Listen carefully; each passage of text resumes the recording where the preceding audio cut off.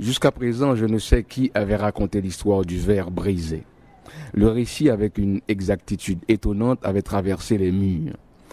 On avait su bien vite l'histoire dans le voisinage et les commentaires se faisaient déjà sur mon étoile et mes dons sacrés. Mais j'étais particulièrement intrigué par d'insolites présences dans la demeure du deuil. Au cours des préparatifs du décès, l'odeur du thé, le bruit des chaises, la plainte des cantiques, le matelas de la morte mis à sécher au soleil, je constatais, non sans un début d'inquiétude, les allées et venues de femmes éplorées, une multitude de tantes presque inconnues jusque-là, qui emplissaient la maison de leur odeur de fatalité et remuaient l'air avec leur silence douloureux. La préoccupation de ces femmes m'avait fait perdre la scène du cadavre emporté vers la camionnette de la morgue.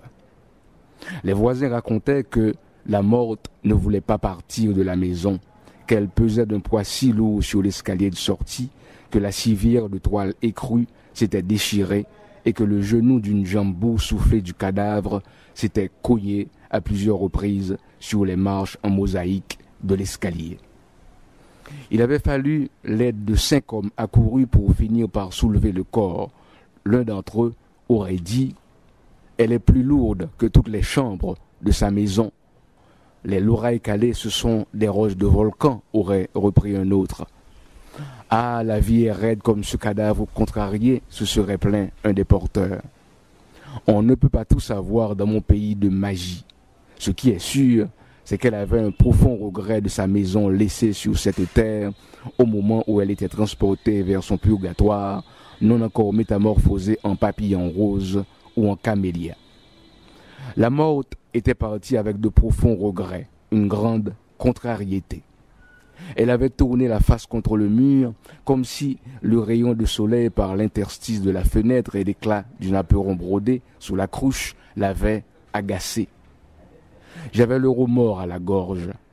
Je n'aurais pas dû commettre la maladresse de laisser tomber le verre d'eau.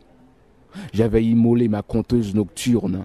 J'avais accompli un grand rituel par lequel il n'était pas permis de s'apitoyer sur le destin de la victime. Mon remords s'encombrait de culpabilité. Je ne savais où me cacher de la maison pour me protéger des regards inquisiteurs des sœurs de la morte. J'étais poursuivi par toute une cohorte de tantes empressées et indécises qui me torturaient avec l'odeur de leurs robes de deuil, avec le clop-clop de leurs souliers de pénitente, avec leur profil de calvaire et leur indélicatesse. J'étais perdu dans les pièces de la maison, hanté par des femmes qui m'interrogeaient avec des regards d'outre-tombe.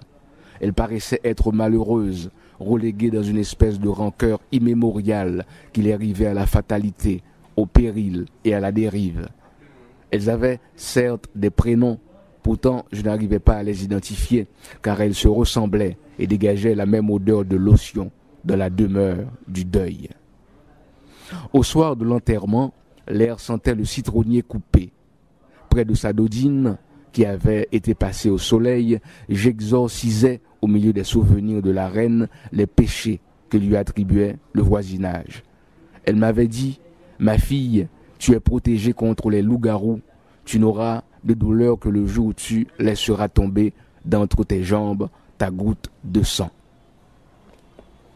« Quand est-ce que cela arrivera ?» lui avais-je demandé. « Ton sein est dur, » avait-elle répondu. « Ça ne tardera pas, ce sang de vie. » J'avais même souhaité voir ce sang prématurément pendant que je joue aux osselets.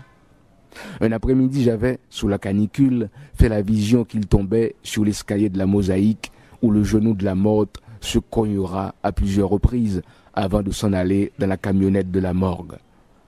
Quelques jours avant son agonie, elle m'avait donné sa bague de noces, son alliance, disait-elle. Je me souviens qu'elle m'entraînait derrière elle, me racontait son passé de jeune fille chez une dame qui la réveillait très tôt pour se rendre au marché. J'ai subi toutes les humiliations, disait-elle, car je ne savais ni lire, ni écrire. J'ai traîné ma sandale de porte en porte comme une épave, rejetée ici, battue là, fouettée même, la sueur au dos telle une esclave, déambulant par les couloirs avec mon baluchon, violée une nuit qu'il faisait lune par un homme qui m'avait poussé contre le mur de tuf d'une cahute et qui, Après avoir fait la chose, avait craché sur une flaque de boue en s'essuyant dans une moue de méchanceté les lèvres avec le dos de la main, une injure lugubre à la bouche. C'est des choses à savoir, ma fille. J'ai traversé la ville d'un bout à l'autre jusqu'au jour où j'ai décidé d'arrêter tout ça. Je me suis marié et voici l'alliance. Elle est belle, avais-je dit.